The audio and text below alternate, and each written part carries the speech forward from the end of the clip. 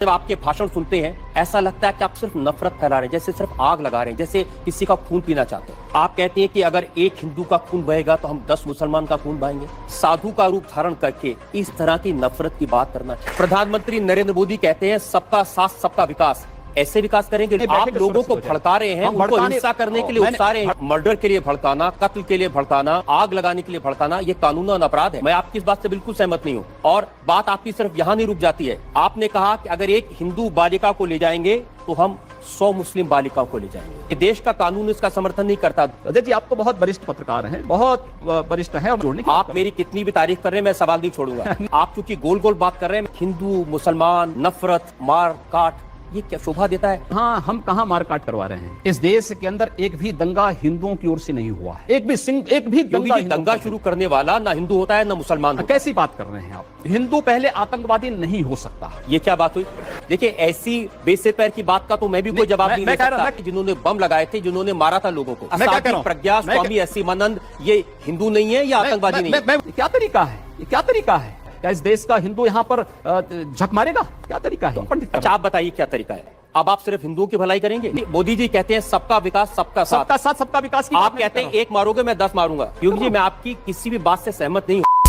तो दोस्तों, आज के इस वीडियो में उत्तर प्रदेश के मुख्यमंत्री योगी आदित्यनाथ जी और साथ ही साथ पत्रकार महोदय रजत शर्मा के बीच जोरदार तरीके से इंटरव्यू होता है। और इस इंटरव्यू में पत्रकार महोदय ने योगी जी से काफी कड़वे कड़वे सवाल पूछे हैं। और सच पूछो तो दोस्तों, जब मैं भी इस वीडियो को पहली बार देखा तो मैं भी अचंभित रह गया, क्योंकि आज तक के इतिहास में जब से नरेंद्र मोदी जी का सरकार बना है, जब से भारतीय जनता पार्टी का सरकार बना है, उस समय से लेकर के आज तक इस पत्रकार ने कभी भी इस तरह का इंटरव्यू नहीं किया था। और खासकर योगी आदित्यनाथ जी से इस तरह का सवाल कभी भी नहीं किया था। बाकी आप लोग योगी आदित्यनाथ जी के इस कड़वे कड़वे सवालों का जवाब सुनना चाहते हैं और जानकारी लेना चाहते हैं तो प्लीज आप लोग इस वीडियो को पूरा जरूर देखिएगा। तो चलिए आज की इस इंटरेस्टिंग वीडियो को शुरू करते हैं। उससे पहले यदि आप लोग इस चैनल पर पहली बार आए हैं तो प्लीज चैनल को सब्सक्राइब कीजिए, ताकि ऐसे ही इंटरेस्टिंग वीडियो का नोटिफिकेशन आप लोगों तक सबसे पहले पहुंचे। तो चलिए आज की शानदार डिबेट वीडियो को शुरू करते हैं। आप कह रहे हैं कि अगर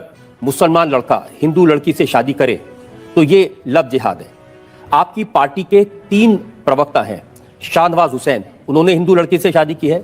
मुख्तार अब्बास नकवी, उन्होंने हिंदू लड़की से शादी की है।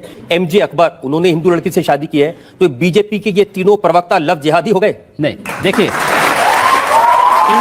उन्होंने अपने परिवार को इस बात के लिए बाध्य नहीं किया कि तुम भी नमाज पढ़ो। एक पति अपनी पत्नी से क्या कहता है और पत्नी ये नहीं, मंदिर जाती है और दीपावली भी मनाते हैं। अब शाहरुख खान ने भी एक हिंदू लड़की से शादी की, आमिर खान ने भी एक हिंदू लड़की से शादी की। ये जिहादी थोड़ी हो गए?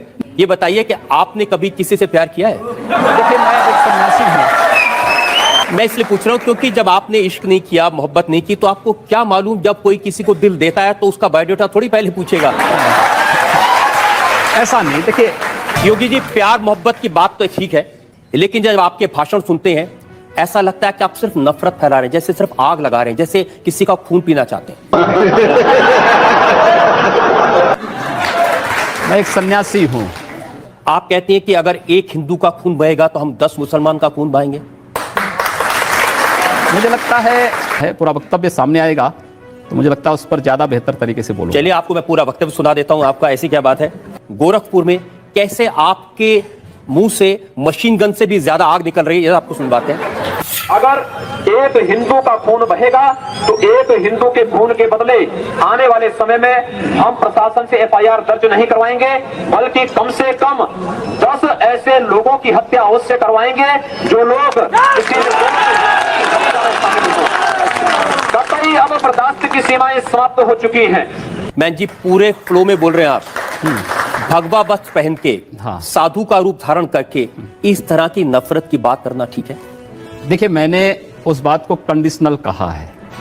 अगर हमारे हाथ में एक हाथ में माला है तो दूसरे हाथ में हम भाला लेकर के भी चलते हैं। योगी जी, आप भारत की पार्लियामेंट के सदस्य हैं। आप उस सर्वोच्च व्यवस्था में हैं जो कानून बनाती है। आप लोगों से कह रहे हैं कि हम FIR दर्ज नहीं करवाएंगे, अगर एक मारेगा तो हम 10 मारेंगे। आप गब्बर सिंह हैं कि हमने प्रशासन से इस बात को कहा, जहां पर प्रशासनिक व्यवस्था पूरी तरह फेल हो चुकी है, जहां पर वो किसी चीज को सुनने को तैयार नहीं है। बाकी इसके अलावा हमारे पास चारा क्या है? जनता को आप मूर्ख समझना बंद कर दीजिए। मुझे लगता है जब कानून और व्यवस्था फेल हो जाती है, जंगल राज हो जाता है, तो जंगल राज का जवाब जैसे को तैसा देने की तैयारी होनी चाहिए। योगी जी, प्रधानमंत्री नरेंद्र मोदी कहते हैं सबका साथ सबका विकास। ऐसे विकास करेंगे लोग के घर जला के उनको मार के? हमने कहा हम पहल नहीं कर रहे हैं, हम कह रहे हैं कोई हमारा जलाएगा तो ये निश्चिंत होकर के नहीं आप लोगों को भड़का रहे हैं, उनको हिंसा करने के लिए उकसा रहे हैं, ये कानूनन अपराध है। अगर कोई आपको मारता है, कानून आपको इस बात की इजाजत भी देता है कि आप आत्मरक्षा के लिए कुछ भी करिए। मैं आपकी इस बात से बिल्कुल सहमत नहीं हूं। इस सज्जन को क्या तकलीफ है भाई, क्या तकलीफ है इनको? और बात आपकी सिर्फ यहां नहीं रुक जाती है, आपका अपराध और बड़ा है। आपने कहा कि अगर एक हिंदू बालिका को ले जाएंगे तो हम 100 मुस्लिम बालिकाओं को ले जाएंगे। कितनी खराब बात है। आपको लगता है कि अगर मैं उन 100 लोगों को राष्ट्रीय पहचान के साथ जोड़ने की बात कर रहा हूं तो कौन बुरी बात है? आप तो खुलेआम कन्वर्जन की बात कर रहे हैं। ये कन्वर्जन नहीं, ये परावर्तन है। ये देश का कानून इसका समर्थन नहीं करता। दूसरा करे अपराध, आप करें तो देश का कानून धर्मांतरण को स्वेच्छा से मान्यता देता है। क्या कहूं, एक और वीडियो हमारे पास में है और सुनिए आपने क्या कहा। हम लोगों ने तय कर रखा है कि अगर वो एक हिंदू बालिका को ले जाएंगे तो कम से कम 100 मुस्लिम बालिकाओं को हिंदू, अगर एक हिंदू को मारेंगे तो 100 को हम भी मारेंगे। आप जनता से कहलवा रहे हैं, वो एक हिंदू को मारेंगे तो 100 को हम भी। लेकिन मैं नहीं कह रहा हूं ना, इस प्रकार की बचकाना बातें किसी के गले नहीं उतरती, लोग मजाक उड़ाते हैं। हिंदू मुसलमान नफरत मार काट, ये क्या शोभा देता है मंदिर के महंत को, भगवा पहने साधु को? हम कहां मार काट करवा रहे हैं? एक तरफ नरेंद्र मोदी लाल किले की प्राचीर से कहते हैं कि 10 साल तक दंगे फसाद को पीछे छोड़ दो, सिर्फ विकास की बात करो। इस देश के अंदर एक भी दंगा हिंदुओं की ओर से नहीं हुआ है। उत्तर प्रदेश में वर्ष के दौरान 430 से अधिक सांप्रदायिक हिंसक झड़पें और दंगे हुए हैं। एक भी दंगे की शुरुआत हिंदुओं की ओर से नहीं हुई। जी ठीक है। एक भी दंगा शुरू करने वाला ना हिंदू होता है ना मुसलमान होता है। कैसी बात कर रहे हैं आप? मैं सच्ची बात कर रहा हूं। आज लोग कह देंगे आईएसआईएस के साथ लड़ने वाले लोग ना हिंदू है ना मुसलमान है, फिर उनके लिए फतिया क्यों पढ़ा जा रहा है? अगर कोई हिंदू है और वो आतंकवादी है, वो मारता है मासूम लोगों को, उसके बारे में भी यही कहेंगे? हिंदू पहले आतंकवादी नहीं हो सकता। ये क्या बात हुई? मैं इस बात की गारंटी ले सकता हूं। एक देखिए, ऐसी बेसे पैर की बात का तो मैं भी कोई जवाब नहीं दे सकता। मैंने कहा ना दोनों बातें, मैं दोनों चीजें कह रहा हूं। उसकी मातृभूमि है, पिछली सरकार ने ऐसे बहुत सारे लोगों को पकड़ा था जिसमें आरएसएस के लोग थे, जिसमें प्रज्ञा भारती थी, बहुत सारे लोग थे जो लोग भगवा वस्त्र पहनकर आतंकवाद करते थे, जिन्होंने बम लगाए थे, जिन्होंने मारा था लोगों को। नहीं, आप मुझे बताइए कि देखिए ये साधु प्रज्ञा स्वामी असीमानंद ये हिंदू नहीं है या आतंकवादी नहीं है? मैं वही आ रहा हूं ना, मैं वही आ रहा हूं। ये क्या तरीका है? इसके अंदर वे लोग भी प्रधानमंत्री थे जो कहते थे कि इस देश के संसाधनों पर मुसलमानों का अधिकार है। क्या इस देश का हिंदू यहां पर झक मारेगा? इस देश का प्रधानमंत्री सांप्रदायिक आधार पर विभाजित कर रहा है। हमने तो नहीं बांटा सांप्रदायिक आधार पर आप घोषणा करते हैं कि कब्रिस्तान के लिए आप बजट का प्रावधान करते हैं। इसमें लोग बिजली के लिए मर रहे हैं, सड़कें खराब हैं, बुनियादी सुविधाओं के अभाव में, स्वास्थ्य सुविधा के अभाव में लोग मर रहे हैं, लेकिन वहां पर उनके लिए वो सुविधाएं नहीं। लेकिन कब्रिस्तान के लिए 300 करोड़ रुपए हर साल आवंटित हो जाएंगे। क्या तरीका है? तो हम लोग नहीं आवंटित। अच्छा, आप बताइए क्या तरीका है? आपकी सरकार है, अब आप सिर्फ हिंदुओं की भलाई करेंगे? नहीं, सारी सिर्फ हिंदुओं मैं कह रहा हूं, हम जाति मजहब या धर्म के आधार पर भेदभाव किसी का नहीं करेंगे, सबका स्वागत होगा। लेकिन अगर भारत के अंदर रह करके ये नहीं चलेगा कि तन भारत में और मन पाकिस्तान में, ये चलेगा तो हम लोग इसको नहीं स्वीकार कर पाएंगे। आप क्या अपने उन साथियों से सहमत हैं जो ये कहते हैं कि अब नरेंद्र मोदी प्रधानमंत्री बन गए हैं, उनका विरोध करने वालों की जगह पाकिस्तान में है? देखिए, मोदी जी के नेतृत्व में देश आगे बढ़ रहा है। हम चाहते हैं सब लोग इसको फॉलो करें, इस दिशा में आगे बढ़ें। एक रचनात्मक आपकी बात को फॉलो करें या नरेंद्र मोदी की बात को फॉलो? मोदी जी कहते हैं सबका विकास सबका साथ, सबका विकास की। आप कहते हैं एक मारोगे मैं 10 मारूंगा। मैंने कहा ना, आपकी सरकार है, सरकार को कानून का काम करने दीजिए। अब तो कम से कम हम कानून की बात कर रहे हैं ना। हमारी जो भी बातें कंडीशनल हैं भारत के अंदर। मैं तो आप चाहता हूं सिर्फ आप जनता से आज इतना वादा कर दें कि आप इस तरह के भड़काने वाले बयान नहीं देंगे, आप आग लगाने का काम नहीं करेंगे और वाकई में सबको साथ लेके चलेंगे। जो अगर बशर्ते अगला पक्ष शांति से रहेगा, और अगर अगला पक्ष शांति से नहीं रहेगा तो क्या करेंगे? अगर शांति से नहीं रहेगा तो उसको शांति से रहना सिखाएंगे, बंदूक के दम पर, मार के दम पर। जो जिस भाषा को समझेगा उस भाषा से समझाएंगे। और अगर दूसरे लोगों ने भी इसी तरह की भाषा का इस्तेमाल किया तब क्या करेंगे आप? मैंने कहा ना, जो जिस भाषा को समझेगा उस भाषा में जवाब देंगे।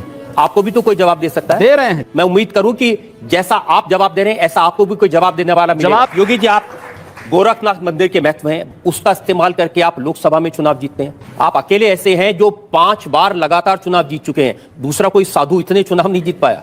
एक सन्यासी का मतलब किसी गुफा में बैठ करके मंत्र जप करने से मात्र नहीं है। मुझे पता चला कि गोरखपुर में जो मियाँ बाजार है उसका नाम आप बदल के माया बाजार कर माया बाजार है। उर्दू बाजार का नाम हिंदी बाजार है। हुमायूंपुर का नाम हनुमानपुर है। ये सब नाम बदल दिए गए हैं। लोग स्वीकार कर रहे हैं, सबने लगाया। ये अच्छी बात है कि जिस संप्रदाय में बड़ी भारी संख्या में मुसलमान होते थे उनको आपने साफ कर दिया। हमने साफ नहीं किया है। अगर मैं कहता हूं कि एक के बदले 100 को मैं स्वीकार करने को तैयार हूं तो आप एक के बदले 100 को स्वीकार की बात नहीं करते, एक के बदले 100 को मारने की बात नहीं कर रहा हूं मैं। देखिए, आप बाजारों के नाम बदल दें, उर्दू बाजार का नाम बदल दें, मियाँ बाजार का नाम बदल दें और फिर कहें कि मुसलमानों का स्वागत है। आप क्रोनोलॉजी समझ लीजिए। उनकी सुरक्षा की, आज अगर हिंदू सुरक्षित है तो मुसलमान भी सुरक्षित है और इसलिए वह आज मुझे समर्थन करने के लिए मजबूर है। अच्छा, समर्थन मजबूरी में देते हैं? नहीं, डर के, क्योंकि डर के नहीं, उसे मालूम है कि हमारी सुरक्षा केवल इनके साथ है। इसका दूसरा मतलब ये भी हो सकता है कि अगर हम इनके साथ नहीं तो हम सुरक्षित नहीं। नहीं, ऐसा नहीं है। आप जितनी बातें कह रहे हैं ना, ये साधु की प्रवृत्ति के बिल्कुल खिलाफ है। ऐसा नहीं। योगी जी, मैं आपकी किसी भी बात से सहमत नहीं हूं। क्या इंप्रेशन देना चाहते हैं? क्योंकि आपके लोग नारा लगाते हैं उत्तर प्रदेश में रहना है तो योगी योगी कहना है। अगर उसका अनुसरण लोग करते हैं तो अच्छी बात होगी। इसका भी अनुसरण करें। आपके खिलाफ बहुत सारे क्रिमिनल केसेस हैं, मर्डर का केस है, अटेम्प्ट टू मर्डर का केस है। आप क्या मुकदमे झूठे हैं? नहीं, तो कोर्ट उसका फैसला करेगा। आपने कोई अपराध किया कि नहीं किया? नहीं, मैंने कोई अपराध नहीं किया है। कोई मर्डर किया कि नहीं? नहीं, कोई मर्डर। आप मुझे आपको लगता है कि मैं मर्डर करूंगा? अगर आपको अपराध नहीं करने तो आपके पास में 1 लाख रुपए की रिवॉल्वर क्यों है? 80,000 रुपए की राइफल क्यों है? मेरे पास है ना। दहशत फैलाने के लिए। एक सन्यासी होने के नाते हमारे पास है और वो रहेगा भी। तो हमारे जैसे लोगों को आपसे सवाल पूछने से डरना चाहिए? नहीं, कोई रिवॉल्वर निकल जाए। कोई डर नहीं। मैं किसी गलत व्यक्ति का बचाव नहीं करता। गलत व्यक्ति का बचाव नहीं करते आप? नहीं, कतई नहीं करता हूं। चलिए, मैं उसका सबूत भी आपको दे देता हूं। मुंबई का जो ATS है, जो आतंकवाद के केसेस की जांच कर रहा था, उसको आपने धमकी दी। आपने कहा हिम्मत है तो गोरखपुर के विधायक को अरेस्ट करके दिखाओ। मैंने कहा। तो इसका मतलब ये हुआ कि आप न किसी कानून को मानते हैं, न किसी ATS को मानते हैं, न किसी इंक्वायरी एजेंसी को मानते हैं, न पुलिस को मानते हैं। मेरा भारत के संविधान पर अटूट विश्वास है। अगर ये सब करना पाप है, ये पाप बार बार होंगे और बराबर करेंगे। लेकिन योगी जी, भगवान महावीर के देश में, भगवान बुद्ध के देश में हिंसा की बात करना। तो दोस्तों, आप लोगों ने पूरे वीडियो को देखा किस तरह से पत्रकार महोदय ने योगी आदित्यनाथ जी से काफी कड़वे कड़वे सवाल पूछे हैं। और सच पूछो तो मैं इस तरह का डिबेट 10 साल के बाद पहली बार देखा और इसके लिए मैं पत्रकार महोदय जी को सबसे पहले दिल से सैल्यूट करना चाहता हूं कि आपने योगी आदित्यनाथ जी से इस तरह का कड़वे कड़वे सवाल पूछने का हिम्मत किया। लेकिन एक सवाल जो मेरे मन में अभी भी चल रहा है और वो सवाल था कि जब पत्रकार महोदय ने पूछा योगी आदित्यनाथ जी से कि आप तो खुलेआम दंगा की बात करते हैं, खुलेआम हिंसा की बात करते हैं और आप ही का बयान है और आप कह रहे थे कि कोई एक हिंदू बालिका को मारेगा तो उसके बदले में हम 100 मुस्लिम बालिकाओं को मारेंगे। तो उसके बाद योगी आदित्यनाथ जी जवाब देते हैं और कहते हैं कि वहां पर हमने यह बात नहीं कहा था, हमने तो सिर्फ इतना कहा था कि कोई एक हिंदू बालिका को मारेगा तो उधर से जनता का जवाब आता है कि मैं 100 मुस्लिम बालिकाओं को मारेंगे। तो इससे यह क्या पता चलता है? यहाँ पर साफ जनता को मूर्ख बनाया जा रहा है। आप लोग खुद ही सोचिए कि वहां पर योगी जी ने बोला था, लेकिन जनता जो वहां पर बोला था उसके लिए यहाँ पर सारा दोष जनता पर लगा दिया जाता है। तो प्लीज जनता, आप लोगों से मेरा उम्मीद है कि आप लोग ऐसे नेताओं के साथ और गलत बयानबाजी के साथ मत दीजिए। यहाँ पर योगी जी अपने ऊपर कोई एक्शन नहीं लिया, सारा रिएक्शन जनता पर मर दिया। तो प्लीज आप लोगों से मेरा उम्मीद है कि आप लोग देश के सच्चे नेता को चुनिए और देश के अच्छे नेता को चुनिए। और एक बार फिर से मैं पत्रकार महोदय जी को विशेष रूप से धन्यवाद देना चाहूंगा कि उन्होंने सत्ता के नेताओं से और खासकर योगी जी से इस तरह का सवाल करने का हिम्मत किया। क्योंकि आजकल के जितने भी सारे पत्रकार हैं वो सब सरकार की तारीफ करते हैं कि हमारे सरकार ने ये कर दिया, हमारे सरकार ने वो कर दिया। कोई भी देश के विकास की बात नहीं करते हैं, कोई भी महंगाई की बात नहीं करते हैं, कोई भी देश के गरीब जनताओं की बात नहीं करते हैं। और एक देश के सच्चे नेता का और एक देश के सच्चे ईमानदार पत्रकार का काम होता है कि वो देश के विकास की बात करे, देश की महंगाई की बात करे, देश के गरीब जनताओं की मुद्दों को सरकार तक पहुंचाए। लेकिन आजकल की मीडिया हमारे सरकार की ही तारीफ करते हैं, सरकार की ही दलाली करते हुए नजर आते हैं। तो प्लीज मीडिया लोग, आप लोगों से मेरा उम्मीद है कि आप लोग इन सब पत्रकार महोदय से कुछ सीखिए और सत्ता के नेताओं से ऐसे ही सवाल करने का हिम्मत कीजिए। और इससे दो फायदा होगा, पहला तो हमारे देश का विकास होगा, देश के गरीब जनताओं का विकास होगा, और दूसरा हमारे देश की मीडिया की रैंकिंग ऊपर आएगा, क्योंकि 205 देशों में से भारतीय मीडिया की रैंकिंग 168वें नंबर पर चली गई है। तो प्लीज आप लोग मीडिया लोग से मेरा उम्मीद है, आप लोग पत्रकार महोदय से मेरा उम्मीद है कि आप लोग ईमानदारी से देश के विकास के लिए पत्रकारिता कीजिए, ताकि आपका भी रैंकिंग 168वें नंबर पर से टॉप 5 में आए। बाकी आप लोगों को ये वीडियो कैसा लगा अपना राय कमेंट में बताएं, और ऐसे ही इंटरेस्टिंग वीडियो देखने के लिए आप लोग हमारे चैनल को सब्सक्राइब करें। मिलते हैं अगले वीडियो में, तब तक के लिए जय हिंद, वंदे मातरम।